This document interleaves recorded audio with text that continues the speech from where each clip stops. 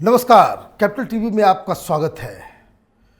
पुंछ में एक बार फिर पाकिस्तान के दलालों कायरों ने हमला किया, जिसमें हिंदुस्तान के 5 जाबाज शहीद हुए हैं। लेकिन राजनीति भी इसके ऊपर शुरू हो गई। विपक्षी पार्टियां तरह तरह के सवाल उठा रही हैं। क्या हुआ, क्यों हुआ?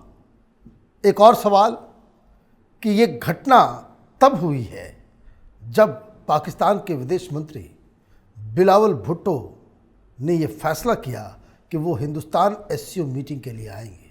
उधर घोषणा होती है और इधर एक हमला हो जाता है। सरकार को क्या जवाब देना चाहिए? तमाम तरह के सवाल और इस हमले की इनसाइड स्टोरी एक एक डिटेल बताने के लिए हमारे साथ मेजर जनरल एसपी सिन्हा साहब हैं। आपका बहुत बहुत स्वागत है। क्या हुआ ये? दर्शकों को बताना चाहता हूँ ये पूरी एक्चुअली कहानी क्या हुई। ये 20 अप्रैल की बात है, 3 बजे दोपहर में, जब एक मिलिट्री का ट्रक रोड ओपनिंग ड्यूटी करके लौट रहा था तो ये वारदात हुआ। और वो गाड़ी कहाँ से कहाँ आ रही थी? गाड़ी आ रही थी भीमगेर गली से लेके और संग्योट जो रजौरी सेक्टर में उस तरफ जा रही थी। और उस समय जब पहुंचती है भत्ता दुरियां जो पुंछ जिला में है, वहाँ जब पहुंचती है और एक कर्व पे गाड़ी को नेगोशिएट कर रही थी तो फायरिंग होता है चारों दिशा से। एम्बुश कर दिया जाता है गाड़ी को। कहा जाता है कि 24 बुलेट फायर हुए हैं। उसके बाद ग्रेनेड भी, कहा जाता है ग्रेनेड भी फायर हुआ है, फेंका गया है। और कुछ आग लगने का कारण लोग बता रहे हैं कि हो सकता है कि स्टिकिंग बॉम्ब चिपका दिया गया था गाड़ी पे। स्टिकी बॉम्ब क्या होता है? स्टिकी बॉम्ब एक ऐसा चीज़ होता है कि यदि आप जाके किसी भी ऑब्जेक्ट पे सटा दें तो थोड़ी के वो पहले तो स्टिक कर जाता है, चिपक जाता है और आतंकी भाग जाता है। क्योंकि यदि आतंकी खड़ा रहेगा तो वो भी घायल हो सकता है। स्टिक करके चिपका के वो भाग जाता है और थोड़ी देर के बाद ऑटोमेटिकली वो ब्लास्ट करता है तो आग लगती है। ओके। तो कुछ लोग कह रहे हैं कि आग का लगने के 3 कारण हो सकते हैं। पहला, क्या जो ये 24 बुलेट फायर हुआ उसमें कुछ बुलेट टैंक, फ्यूल टैंक को डैमेज किए, टूट गया है वो। और जब टैंक पेट्रोल या डीजल निकलता है तो ऑब्वियसली आग तो लगेगी। पहला चीज़ ये। दूसरा, क्या ग्रेनेड की वजह से आग लगी? तीसरा, क्या स्टिकी बॉम्ब के कारण से आग लगी? ये 3 पॉसिबिलिटी है। अब आते हैं कि ये जो वारदात हुआ, सबसे पहले तो मैं कहना चाहता हूँ कि ये 5 जवानों को मैं नमन करता हूँ और ये वीर विरंगत आत्माओं को प्रणाम करते हुए मैं कहता हूँ, मैं श्योर हूँ कि उनको तो स्वर्ग मिला होगा। और जिस तरह से उन्होंने अपने जीवन की सबसे बहुमूल्य कुर्बानी दी है देश के लिए, वो प्रशंसनीय है। लेकिन इससे ज़्यादा हमको सबक पाकिस्तान को सिखाना है, जो मुख्य कारण है इसके पीछे। ये बताइए मुझे कि ये बचने का कोई सीन नहीं था? चारों तरफ से घेर के।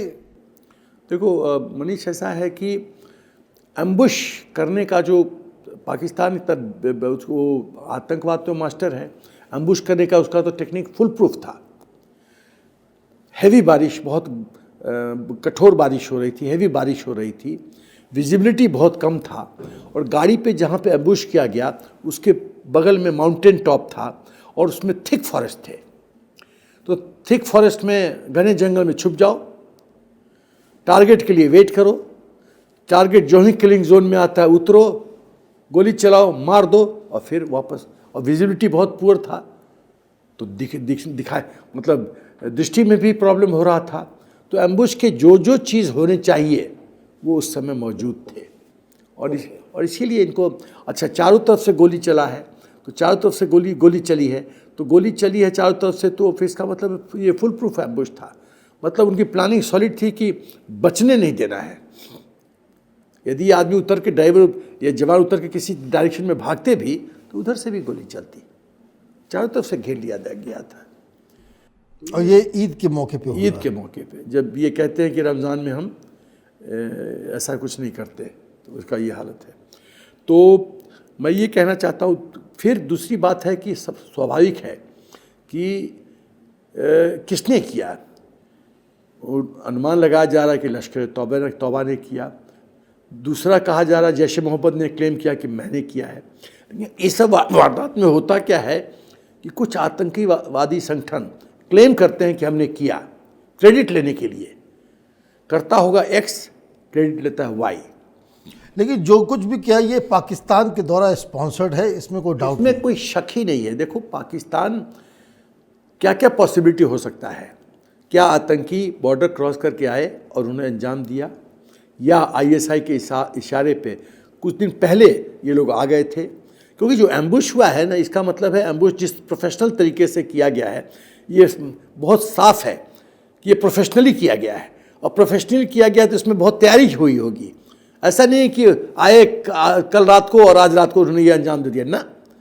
स्पॉट को चुनना, गाड़ी का इंतजार करना, सारी चीजें, बहुत कुछ इन्वॉल्व है।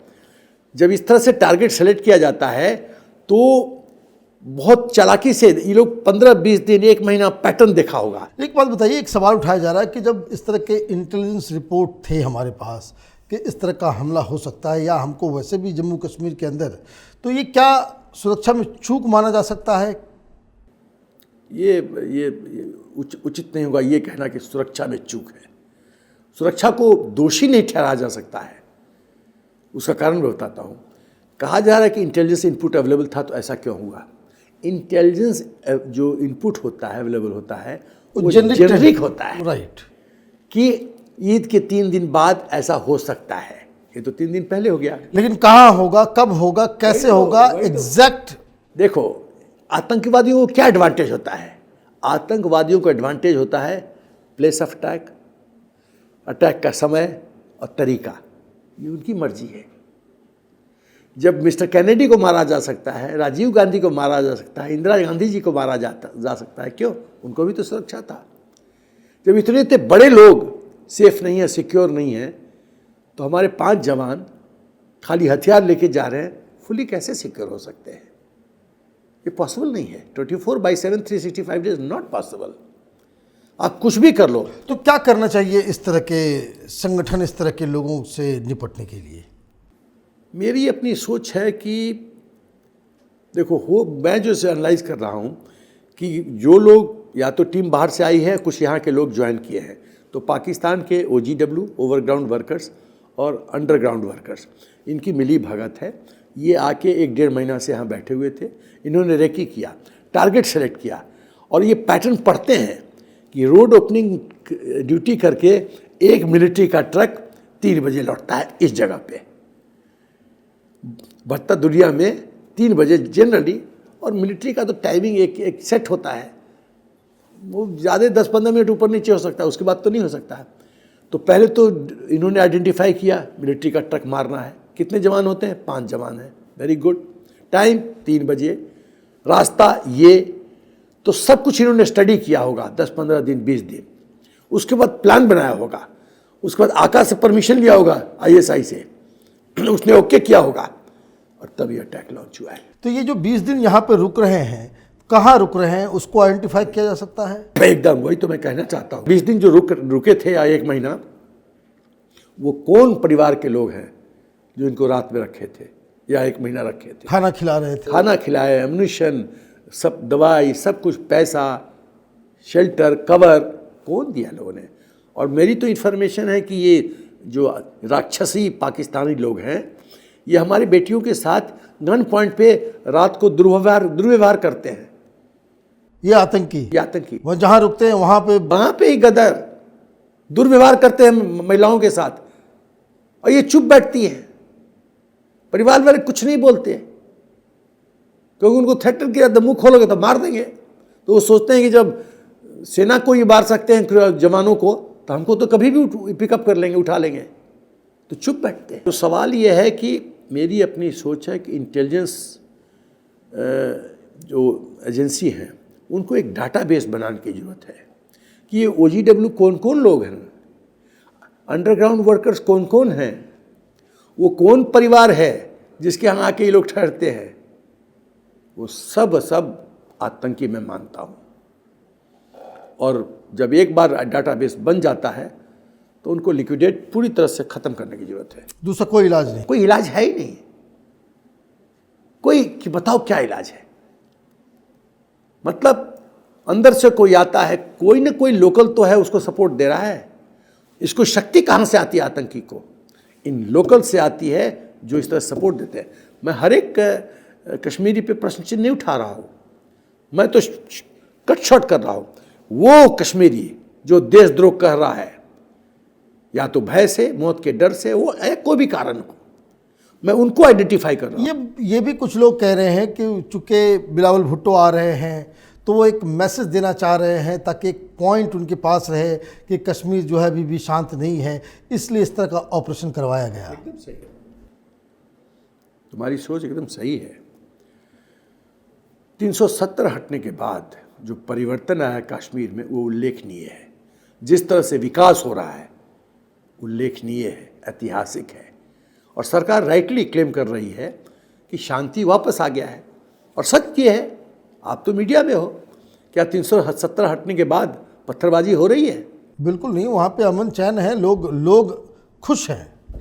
डल लेक में जितना टूरिस्ट आ रहे हैं, पहले आते थे, लाल चौक पे तिरंगा फहराया जाता था, कुछ नहीं, लाल चौक पे तिरंगा तो जलाया जाता था। तो परिवर्तन आया है।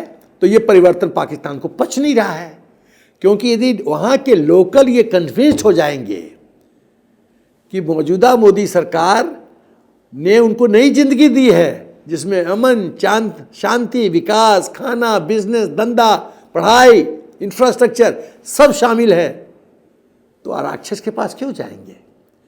तो वो राक्षस ये डर रहा है कि इस तरह से गाड़ी चलती रहे तो मेरा क्या होगा, ये डर है। तो परसेप्शन, जो टूरिस्ट कमेटी है G20 का, उनका मीटिंग है श्रीनगर में, तो भय पैदा कर दो कि all is not well, Kashmir शांत नहीं है, सरकार कुछ भी कहे, देखिए क्या हो रहा है। तो सरकार का क्या रिस्पॉन्स होना चाहिए? मेरी अपनी पहली सोच है, देखो रिस्पॉन्स अलग अलग लेवल पे होता है मनीष, अलग अलग लेवल पे। पहले अंतर्राष्ट्रीय स्तर पे हम बात करते हैं, फिर डिप्लोमेसी लेवल पे जो कि जयशंकर जी संभालें, जितना निंदा करना है वगैरह वगैरह करें। लेकिन यदि सरकार के लेवल पे है और उसके बाद मिलिट्री एक्शन, वो है सरकार के लेवल पे, यदि क्या एक्शन हमको लेना चाहिए, बातचीत तो नहीं हो रही है, लेकिन मैं बता रहा हूँ कि आइडियल क्या क्या स्टेप्स है। पाकिस्तान के साथ कोई बातचीत नहीं।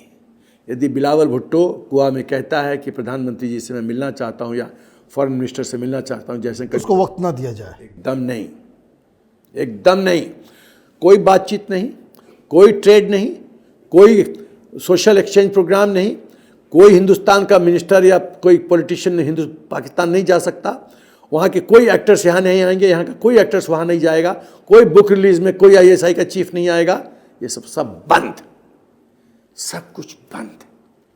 और मिलिट्री लेवल पे? मिलिट्री लेवल पे अपनी सोच है, बड़ा सिंपल है। मैं तो तुलसीदास का फॉलोअर हूँ, तुलसीदास जी का, बिन भय होत न प्रीत गोसाई। 5 के बदले 25 जो है निपटाना जरूरी, एकदम 1:10 रेशियो रखना चाहिए। हमारे 5 मरे तो 50 तुम्हारे मरेंगे। तो हमको लॉन्ग रेंज आर्टिलरी का इस्तेमाल करके जहाँ पर इनके मिलिट्री आउटपोस्ट हैं उनको डिस्ट्रॉय करो। यदि मामला एस्केलेट करता है और युद्ध वाली स्थिति आती है तो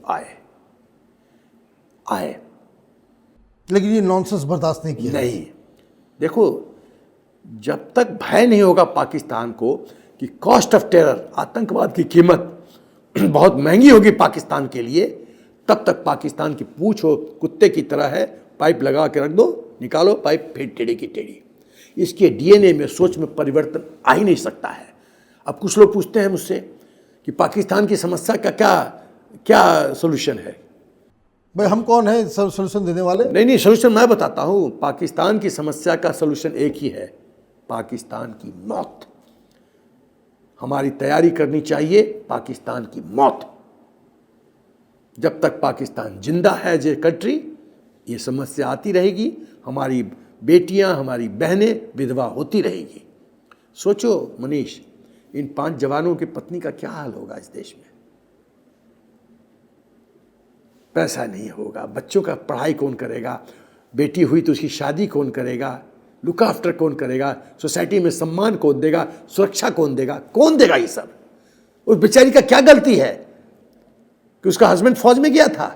इसका एक ही तरीका है कि भाई 1:10 का जो है कॉस्ट बढ़ाना पड़ेगा। बस कीमत बढ़ाओ, कीमत बढ़ाओ, कीमत बढ़ाओ। आपका बहुत बहुत धन्यवाद। आपने डिटेल से पुंछ हमले के बारे में जानकारी दी और ये भी बताया कि सरकार को आगे अब क्या करना चाहिए। अगर आपको ये वीडियो पसंद आया तो आप इसे लाइक करें, शेयर करें और कैपिटल टीवी को सब्सक्राइब करें। धन्यवाद।